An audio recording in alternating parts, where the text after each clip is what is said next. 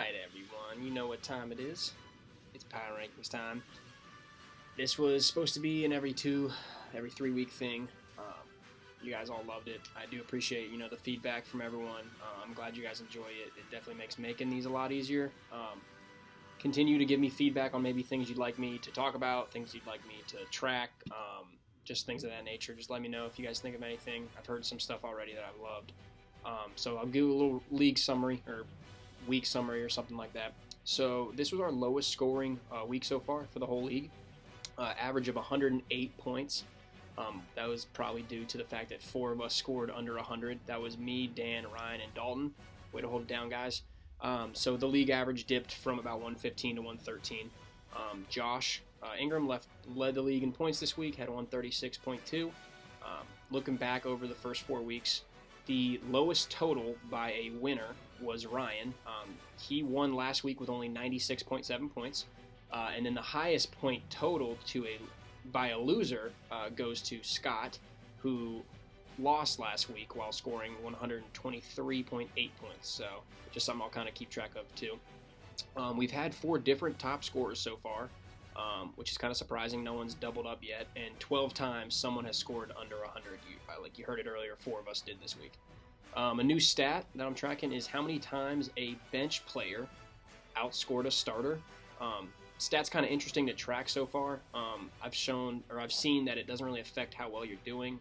For example, Scott and I both lead the league. 16 instances of a bench player scoring more than a starter. But Scott's clearly done better than me. He's 3-1 and I'm 1-3. So there's just kind of something to keep an eye on. And then a new segment alert. I think you guys are going to love this a lot. It's our game of the week.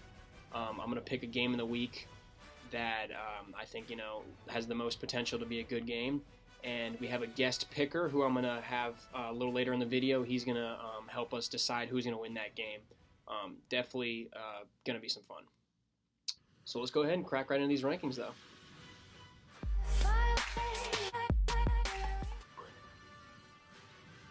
All right, guys, coming in number 10 is me again. Really disappointing.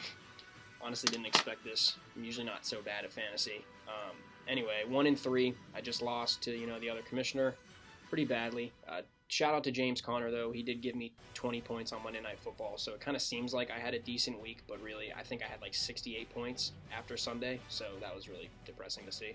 I'm dead last in quarterback points with 48.2 points through 4 weeks. I really need Brady to do something for me. 3.7 was not ideal this past week. I'm 7th in running back points, 8th in wide receiver points, 8th in tight end points, 10th in flex points. But number 1 in defense. Another solid day for the Pats defense. That's the only thing I can hang my completely cool hat on, but oh well.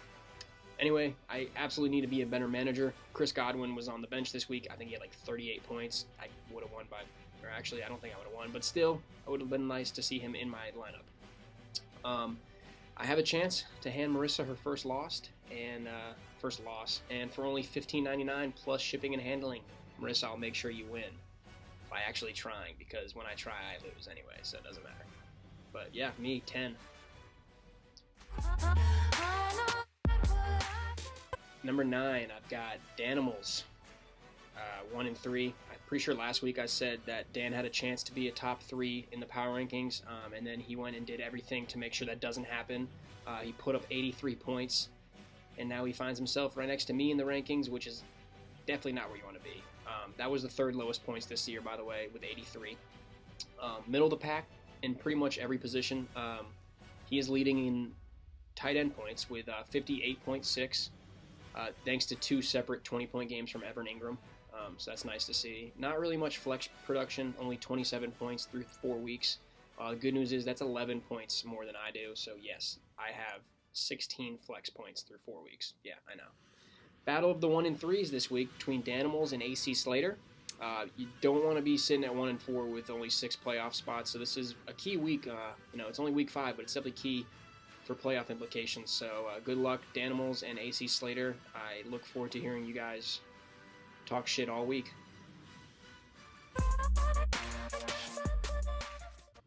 Coming in number 8, probably could be ranked higher due to a fascinating name. That's Team Rub-a-Dub Chubb. As a commissioner, you just love to see name change requests, and then they go above and beyond with the name. So Ryan, I know I did kind of crap on you a little bit last week, but your name is solid. I love it. I don't even know what to say. It's just perfect. Rub-a-Dub Chubb, and you happen to You happen to trade for Chubb. I don't even think Curtis meant for that to happen, but that even makes it better. So if your team wasn't so bad, Ryan, I'd probably have you a little higher in the rankings. But I'm a man of character, as everyone knows, and I would never manipulate rankings like that unless you give me $30. Anyway, tough first 4 weeks, averaging the least amount of points in the league, but you're still 8th in the power rankings, so that's cool. 92.7 points per game is pretty bad. But that's probably enough to beat me every week. So 9th in quarterback points, 10th in running back points, pretty much middle of the pack about everywhere else.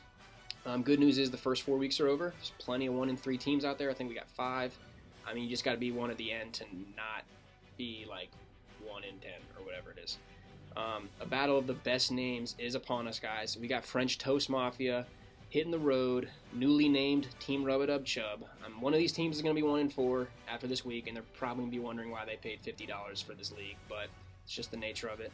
So good luck to Ryan and Dalton, but yeah, Ryan at 8. You just heard me talk about him. Dalton coming in at 7. He's another 1-3 team looking to stay in this playoff race. Shout out to Dalton for the trade. I desperately needed a tight end. I had like the 67-year-old Dallas Witten. I keep calling him Dallas Witten. It's Jason Witten, but he plays for Dallas. I'm an idiot.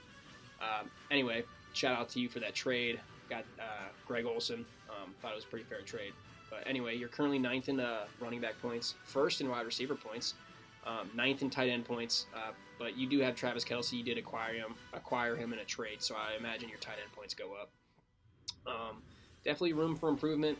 Like me, you've scored under 100 3 times. We're the 2 guys in the league who just love scoring under 100, apparently. You have an average of 101.3. That's 8th in the league. Chance to get a big win this week. Like I said, 2-3 is going to look a lot better than 1-4. So, good luck. Coming number 6, I got AC Slater. John, I actually feel bad for you. This is me being sincere, and this will probably never happen again. He went into Monday Night Football. I'm pretty sure he needed like 5.3 points to get a win, and then he woke up on Monday or Tuesday morning, or he's probably up Monday night anyway, and he had 4.8 points from Tyler Boyd, and he lost by 0.4. So if you recall, last week I did say that there's probably not going to be a lower margin of victory than 0.8. So of course, the next week we get a margin of victory of 0.4. So I'm going to go ahead and say this now again. There will not be a lower margin of victory under 0.4. But if there is, I personally guarantee I'm going to be on the losing end of that. Just saying. So yeah, John, you find yourself at 6 due to your decent output. You're currently 7th in overall scoring, 108 points per game, 9th in wide receiver points.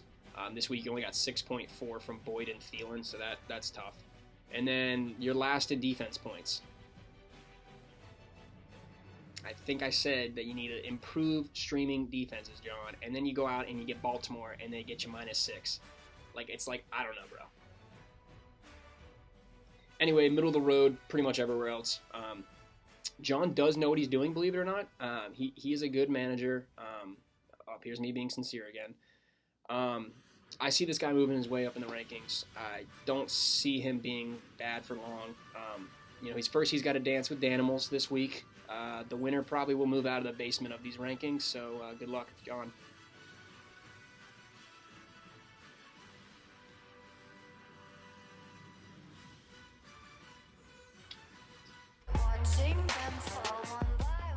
Coming in number 5, I've got Curtis, running back 2, or whatever your name is. Curtis did approach me last week stating that he might have been ranked too high. I don't know.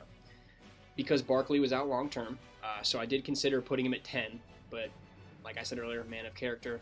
Instead, he finds himself at number 5, and he did get some great news today. Barkley used his Giants voodoo powers to apparently come back from a high ankle sprain in like 20 minutes.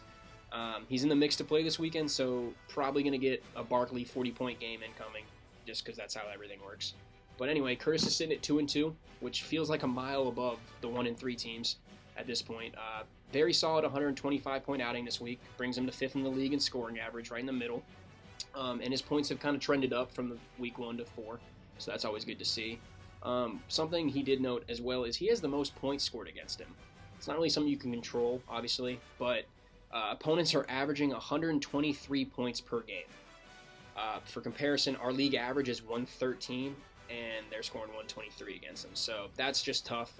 Maybe that number might go down a little bit, I hope, for you, Curtis. But you're currently last in wide receiver points, last in tight end points, but then you're first in flex points and about the middle of the pack everywhere else. Big time matchup against fellow 2-2 Diggs in a Blanket, Sir William Vaughn. Those are our 2-2 teams, and the winner of this one could look, top 3.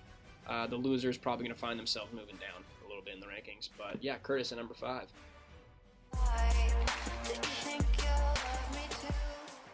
Just went over this guy, Sir William Vaughn. He does have the title of Sir because he beat me last week, so more character from James. I just went over Williams 2-2. Didn't even sweat this weekend when he checked the score of our matchup because I was never in that game. I would have lost by about 50 if James Conner didn't exist. But William does boast the 3rd highest scoring average, 123 points per game, and that is with an 86-point outing week 2. So I'm not really sure why I couldn't play you then, but whatever. Currently 8th quarterback points, 2nd in running back points, 2nd in flex points, 3rd in defense points, and 1st in kicker points. So very solid all around. So that stat I tracked earlier about starters and bench players. So William has the least amount of occurrences where a bench player outscored a starter.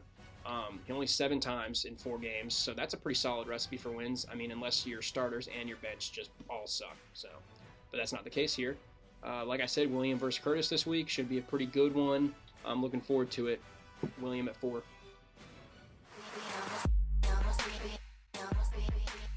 Coming in at number 3, I've got Mr. 3-1, Scott. Sits alone with that record and sits at number 3. Team G Speed, he settled into the Columbia office very nicely and is making us all regret adding him to the league and being his friend. Just got 115 points, easily handled the Mafia, who were just no match. I have heard some rumblings that Scott used his in with the local mob to kind of fight off the Mafia, but that's neither here nor there. I actually don't understand what that saying even means. If it's not here or there, where the hell is it? I don't know. That episode of Deep Thoughts with James Long was brought to you by Advanced Auto Parts. Anyways, Scott has the 2nd most points in the league, averaging 131.8. That's only 3 below Marissa. He's 2nd in quarterback points, 3rd in running back points, 2nd in wide receiver points, 2nd in tight end points, 2nd in kicker points. You get the point. Clearly doing something right. Big time matchup this week against Not in the Face, who is sitting at 4-0. I do expect a shootout going into Monday Night Football. Both team managers just sweating it out. That's always fun. But that being said, probably going to be like a 30-point win for one of them. That's just the nature of fantasy football. But yeah, Scott, 3. Coming in at number 2, Josh Ingram, Not in the Face. As just stated, Ingram is 4-0. He just came off a nice 136-point outing, led the league. I don't think Dan was ever within like 5 points, except for when it was like 5-0. A win in fantasy to move to 4-0 is nice. It can offset some of the pain from your kid not doing so well in baseball this weekend. If you haven't heard, Josh Ingram's son had a baseball tournament this weekend. It didn't go as planned. I guess like the best team in South Carolina just put a whooping on him. Just kidding. I'm sure Josh is still a very proud father of me and John, of course. Anyway, Josh is 4th in scoring average, averaging 117 per week. 3rd in quarterback points, 8th in running back points, 3rd in flex points, 2nd in defense points, last in kicker points. Might be time to search for a new kicker. Not Steven Gostkowski, because apparently his hip's broken. Something to note, while Josh is 4-0 and he's done what he's needed to win these games, he does have the least amount of points scored on him, with 358.9, and that averages to 89 points per week. I mean, shit, I could win those games. I'm just kidding, I can't. I'd still lose, but whatever. That's not a lot of points, but there's nothing you can do about that. You just beat who you're playing. You probably are not going to see 89 points this week. Scott's coming to town, or I don't even know. You might be going to his town. But either way, best of luck, Josh. number 2 in the rankings.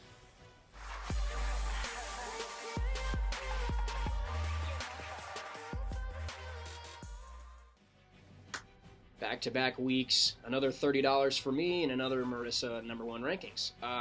She's probably checking on the scores Sunday night, just laughing, just like, what the hell, this is the joke. Except for this past weekend, John kind of gave her a little reason to worry. She did come out on top, as discussed earlier, won by 0.4 points. I mean, she's the league leader in points per game, 134, 20 above the league average. That's just not fair. Like, I could use those 20 points, but whatever. First in quarterback and running back points, 3rd in wide receiver points, 4th in tight end points. Those are your main positions. It's clear being, 1st and 3rd and 4th in those, is going to help. I would just love to beat her this weekend. That would be awesome. The spread is not looking in my favor. It's actually I think it's like a 14-point underdog for me. But we all know good teams win, but the best teams cover the spread. So I'm really looking to cover that spread this weekend. But yeah, congrats on another number 1 ranking. With Josh being 4-0 and Scott being 3-1 right behind you, and they both got good teams, I wouldn't get too comfortable here, Marissa. But, if you're number 1 next week, it's okay. I make 30 more bucks. So that's that, guys.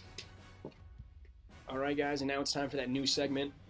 Almost forgot about it, actually. So we got our game of the week. This week is going to be Team G-Speed taking on Not in the Face. I mean, we got a matchup of 3-1 versus 4-0. Number 2 versus number 3 in the rankings. Winner very well could be number 1 next week. Loser could, fall to 5 or something. But anyway, that's our game of the week. And so our guest picker, his name is Peter Rabbit.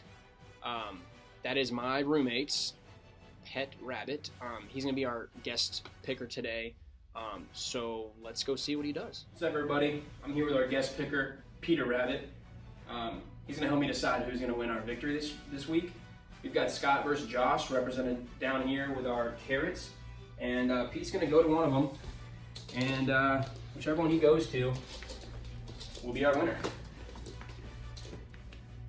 And if he goes to neither, it's a tie, apparently. So what you have here is a prime example of when things don't work out. So what I'm going to do is I'm going to eat a carrot.